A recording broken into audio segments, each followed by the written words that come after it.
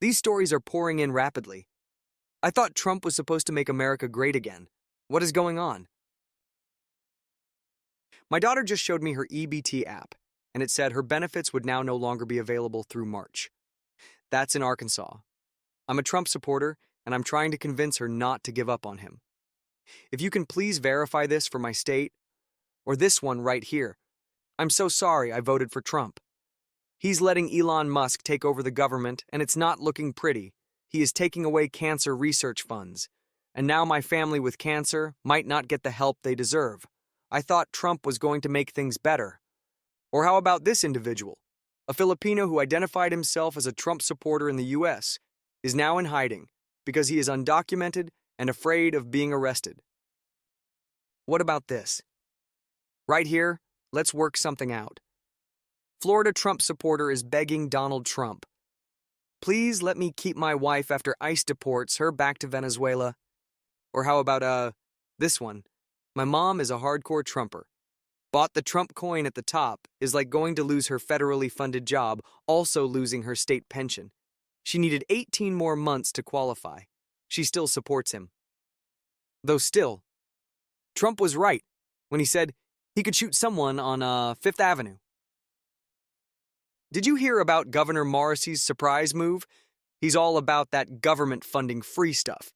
He's saying, "We'll have to talk to the administration about that. Over 50% of all state funding there is federal." Just read it for you. Governor Patrick Morrissey is responding to Donald Trump administration issuing a freeze on federal loans and grants. The governor says his plan is to communicate with the Trump administration on how these freezes could impact federal funding. West Virginia rely on for a variety of services and programs. Quote, "What we're going to try to do is we're going to try to unpack that and talk with Trump and the Trump administration about that. I read about some of it this morning. We're going to learn. We're going to consult with them." Morrissey, he said, "I think Trump is going to be an amazing president. I'm excited to work with them across the board. And we're going to have the chance, to look through it all together." I won't say this again, but fine. I'll say it one more time. Can you even imagine if former President Biden had done anything like this? Just picture it. Trump is literally wrecking these red states, yet they're still saying, "I think this is going to be amazing. I think this is going to be fantastic." Meanwhile, he's cutting off their funding, taking away their jobs, and stripping them of their health care. Create mass confusion. Go ahead, Donald. Do it to us. We still think you're going to be amazing. Maybe you can even get us riled up about something. So, what do you want to talk about, Donald? Meanwhile, if you check the comments on Fox's YouTube channel, you'll see posts like this, people calling Trump a dictator. Some are even questioning, wait, isn't the whole point of government checks and balances? The whole point was to ensure that no single branch could hold too much power, which is why we established the separation of powers. Someone even commented on Fox, "I thought Congress controlled the purse of the United States. Why doesn't he ask them to pass a spending bill?" Exactly.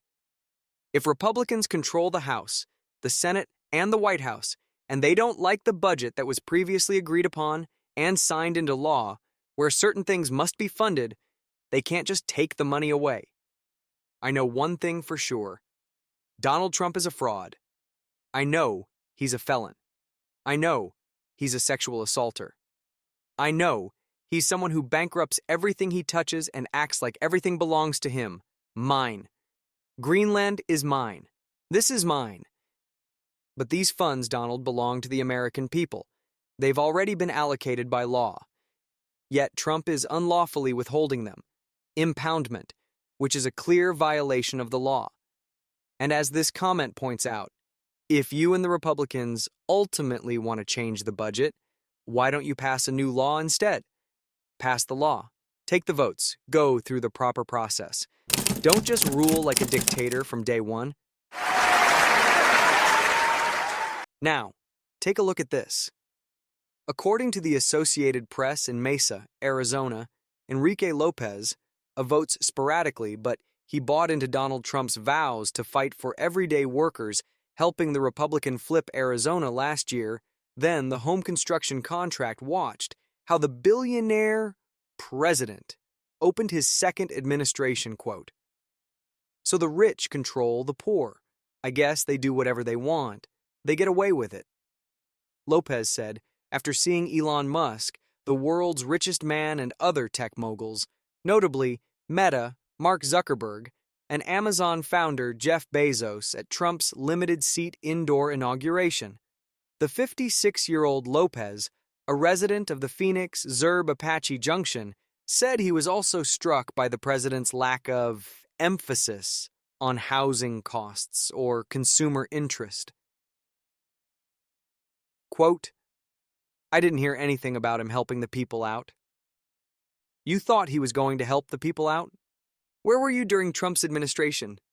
Don't you all remember what happened? But right now, Enrique, what he's really doing is making posts like this, taking credit for the rain in California. Let it flow. Let it flow.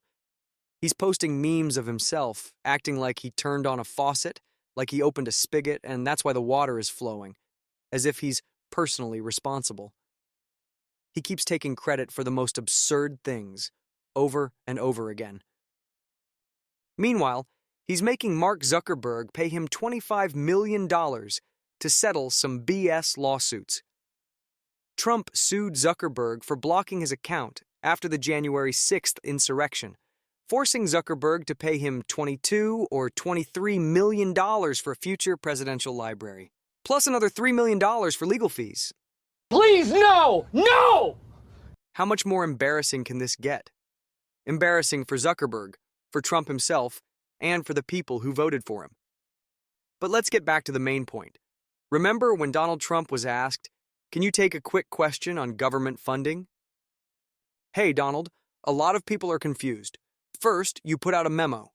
Then, you issued a retraction. After that, your press secretary made a statement saying the freeze was still in place.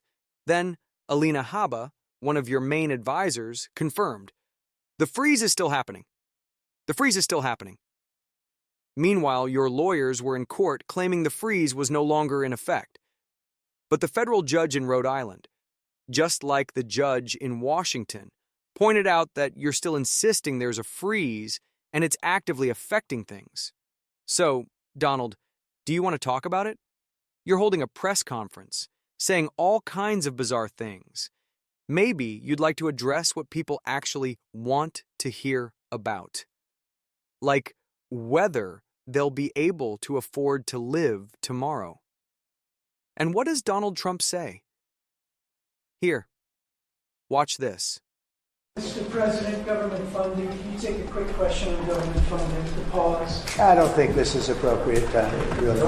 I respect that, but I don't think it's appropriate. I can just tell you government is doing very well, and we're cutting way back, but this is not the appropriate time. Thank you. Now, judge for yourselves, folks, whether you call it leopards eating faces or F around and find out or whatever else. I don't care if you're from a red state, blue state, a Republican, Democrat, or independent. Honestly, I don't care about politics. Can't you see what Trump is doing with the billionaires? Can't you see how they're screwing you over? Isn't it obvious? Thanks for watching. Hit that subscribe button and let's get to 1,000 subscribers. Don't forget to like, share, and drop a comment below. We're just getting started, so stay tuned for more.